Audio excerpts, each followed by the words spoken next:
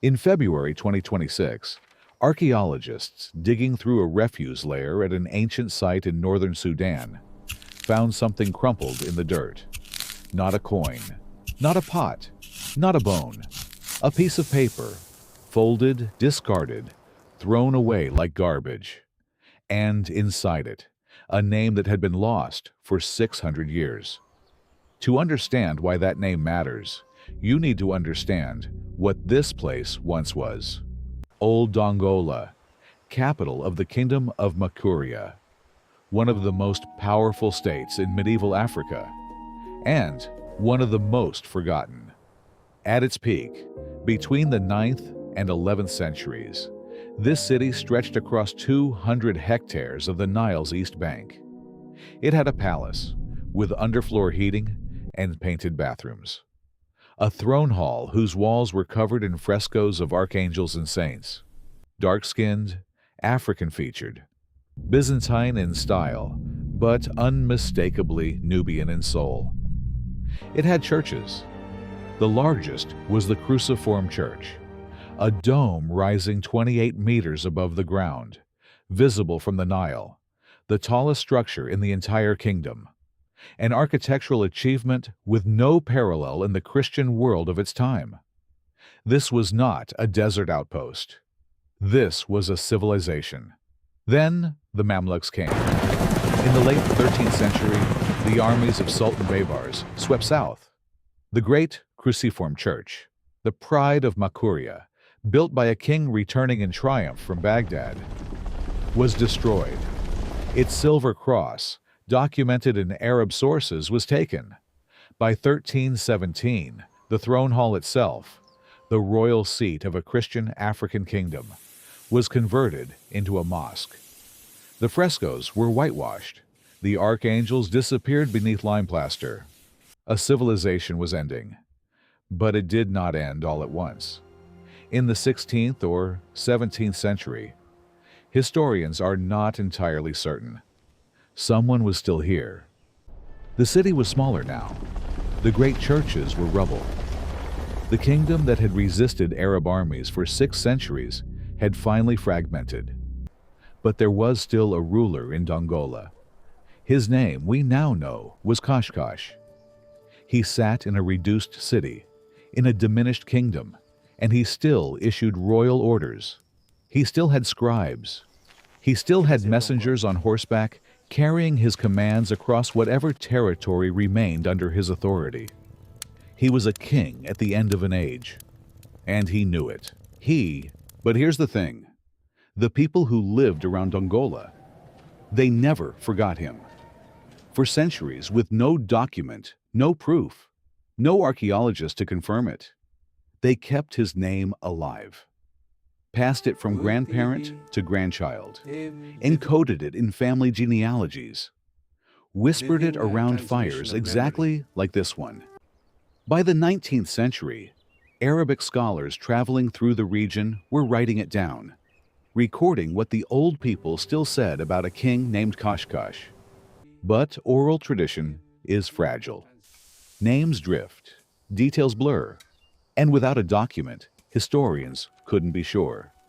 Was Qashqash real? Or had 6 centuries of storytelling invented a king to fill a silence? The Polish Center of Mediterranean Archaeology has been digging at Old Dongola since 1964. 60 years. 3 generations of archaeologists carefully pulling this city back out of the ground. In early 2026, a team was working through a refuse layer, the kind of deposit that builds up over centuries wherever people throw things away. Broken pots, animal bones, ash, and then something that didn't belong. A folded piece of paper, crumpled, discarded. Exactly the kind of thing you'd throw in a bin without a second thought. They unfolded it. It was a royal order, written in Arabic, issued by a king. And there, in the first lines of the document, was a name. Qashqash, not a legend, a real man. Writing to a real official named Khidr, ordering him to handle a legal dispute.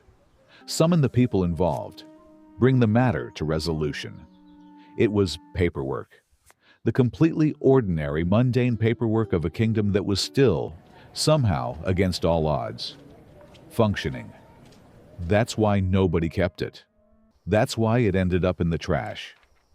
And that's exactly why finding it changes everything. Because history doesn't only survive in temples and monuments and the tombs of pharaohs. Sometimes it survives in the things people threw away. The crumpled note, the discarded order, the piece of paper that almost didn't make it. The dig at Old Dongola is still going. And it keeps producing moments like this one. East of the ruins, the Qashqash still stand. Tall beehive tombs, the burial places of the Muslim descendants of this kingdom. The people whose ancestors built those churches, wrote those documents, carried those royal orders on horseback. They're still there. They never left. And what Qashqash's document tells us, published in 2026 by the archaeologists who found it, is that this kingdom held on longer than anyone realized. That even when the great churches were rubble and the city was a shadow of what it had been, someone was still sitting in Dongola issuing royal orders. Not clinging to a memory of power, actually exercising it. The throne hall still stands, right there on its rocky spur above the Nile, where it has stood for over 1,000 years. The frescoes are still on the walls. The archangels, the saints, the 24 elders, hidden under lime plaster since 1317, preserved by the very act that was meant to erase them.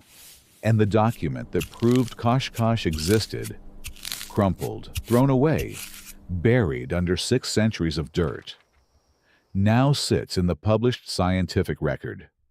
A kingdom that history forgot. A king whose own people remembered him when no one else did. And a piece of paper that should have been lost forever. Found in the trash.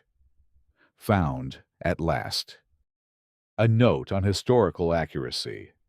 The narration in this video is based on verified archaeological research published by the Polish Center of Mediterranean Archaeology, University of Warsaw. The historical facts are accurate to the best of our ability. The visuals are a different story. Most of this video was generated using AI tools. We worked hard to match the real archaeological record. But AI is imperfect, and some details may not be 100% historically accurate. The story is real. The king was real. And he deserves to be remembered.